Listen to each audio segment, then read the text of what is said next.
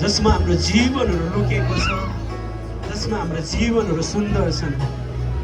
प्रभु हामी तपाईँमा नै आशा गरी जिउँदछौँ अनि तपाईँलाई नै हेरी हामी अघि बढ्दछौँ। प्रभु आज साँच्चै नै यो सुन्दर दिनहरू हामीलाई दिनुभयो। आज यो पवित्र सिंहमा प्रभु आज एकसाथ हामीलाई आराधना गर्ने मौका तपाईँले दिनुभयो।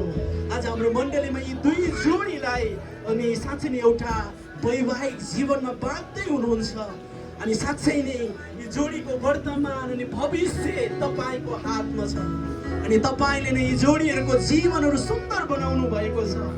हामी निश्चिन्त छौँ, निर्धक्क छौँ, किनकि हाम्रो राजाहरूका राजा प्रभुहरूका पनि महान प्रभु चाहिँ हाम्रो जीवनलाई सुन्दर बनाउनलाई तयार हुनुहुन्छ।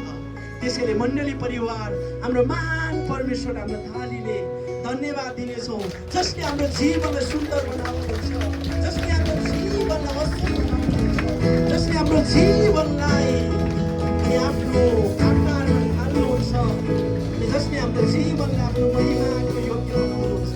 महान परमेश्वर तपाईँलाई महिमा, प्रशंसा, जय जयकार सदा सर्वदा भएको होस्। हामीले